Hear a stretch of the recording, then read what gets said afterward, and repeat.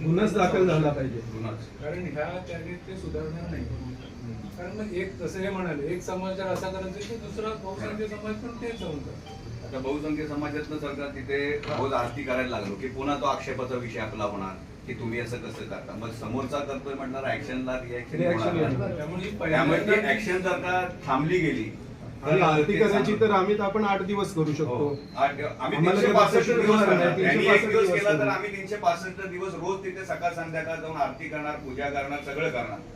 कारण ते लोक ठरवून तिथे आलेले असं लक्षात येतं. ज्यांनी प्रत्यक्ष बघितलेले आहेत ना ते सुद्धा तुम्हाला सांगतील. सांगितलं की सार्वजनिक ठिकाण आहे तिथे तुम्ही नमस्कार करायचं नाही.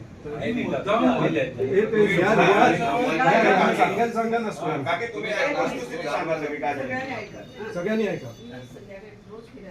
किती वाजता सव्वा 7ची रोज जाते. त्याप्रमाणे एक वेगळा ग्रुप होता.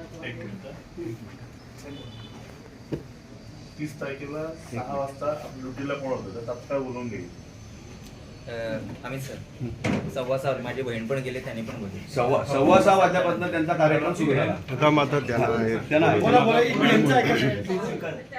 तिथे जी माणसं आली होती ती नेहमीची नसतात, नव्हती वेगळी कोणता तरी आलेला आहे. ते आधी गप्पा मारत बसले होते झाडाखाली. त्याच्यानंतर आम्ही पण समोर गप्पा मारत होतो. पण मला एक डाऊट आला होता की हे वेगळे दिसत आहेत आज काहीतरी यांचं, कारण शुक्रवार होता, काहीतरी वेगळ्या विचाराने आले असावेत असा डाऊट आला. आम्ही गप्पा मारल्यानंतर आम्ही 6:15 चालायला सुरुवात करतो. गेलो तर दोघं नमाज पडत होते. तर मी त्यांना हे केलं की इथे करू नका, सार्वजनिक जागा आहे, मी नवीन काही इथे सुरू करू नका आणि उगाच द्वेष करू नका. ते काय ऐकले नाही. मी फक्त त्यांचा व्हिडिओ बनवला, मी पुढे चालले आहे तो बाकी सगळ्यांकडे आलेला आहे व्हिडिओ. आणि मग तिथून पुढे परत चालायला सुरुवात केली. दुसऱ्या फेरीला आलो, 2 बायका नमाज पडत होत्या. त्यांना पण मी म्हटलं, त्यांचा फोटो नेमका आला नाही माझ्या ह्याच्यात, पण त्यांना पण मी सांगितलं हे असं नका करू. आणि त्यांचं सुरूच होतं ते. त्याच्यानंतर आम्ही फेऱ्या मारून 2-2 असं चाललं होतं. महिला पण बोलू दे त्यांना. आणि मॅट घेऊन आली, म्हणजे सरळ नियोजित होतो. त्या बायका होत्या त्यांच्याजवळ मॅट होतं, मॅटवर बसून घ्या. तुम्ही तर नगरपालिका कर्मचाऱ्यांना कोणाची काही बोलत नाही. तिथे काय नगरपालिकेत आपलं एकच वॉचमन असतं, बाकी कोण होतं? कोण असल्यामुळे त्या मॅटवर त्यांना वाटेल की योगासनं करायला. नाही पण नमाज होता सरळ.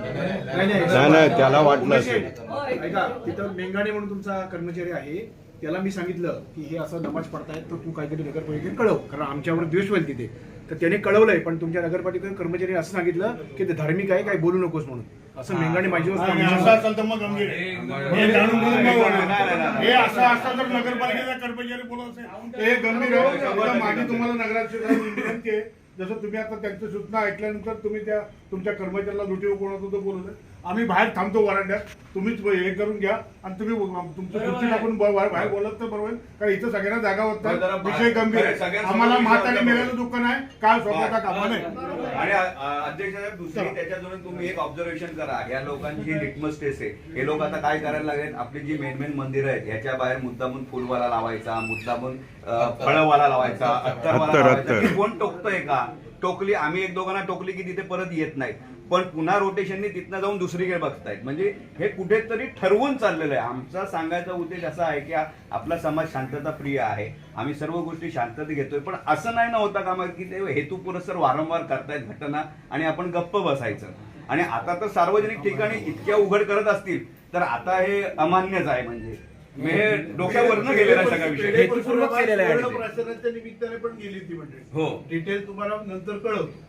दुसरा महत्वाचा विषय, आपण अफजल मताच्या वेळी जो शौर्य दिन करायचो शिवप्रताप, तो छत्रपती शिवाजी महाराजांच्या पूजेच्या बाहेरच्या जागेत, आतमध्ये नव्हे. पण आपल्याला त्यावेळी काय सांगितलं पोलीस प्रशासनाने की ते तुम्ही आता महाराजांनी अफजल खानाचा कोतळाला काय लपून राहिलेली गोष्ट नाही, आपण लहानपणापासून शिकतो. पण त्यांनी तेव्हा पोलिसांनी पण असं सांगितलेलं की नगरपालिकेची खाजगी जागा तुम्ही यांच्यात हा कार्यक्रम घेऊ शकत नाही आणि आयत्या वेळी आपण तो कार्यक्रम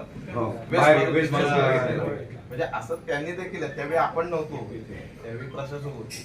पण त्यावेळी सुद्धा त्यांनी पोलिसांनी प्रशासकांना विशाल भोसलेला फोन केला, त्यांनी उत्तर हे असं दिलं. छत्रपती शिवाजी महाराजांचा आपलं गोठा ज्या दिवशी गेला त्या दिवशी ते आपल्याला तिथे करून नाही देत. परंतु आता त्यांनी ह्या गोष्टी करण्यासाठी ऑफिसमध्ये निवेदन देतोय. माझं 2 मिनिटं बोलून बोला बरं. कालपासून संध्याकाळपासून ही बातमी आपल्याला व्हॉट्सअपद्वारे कळते.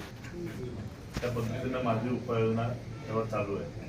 सीसी फुटेज आपण काढायला सांगितलेलं आहे. त्याच्यावरती योग्य ती कारवाई त्या माणसावर 100% होणार.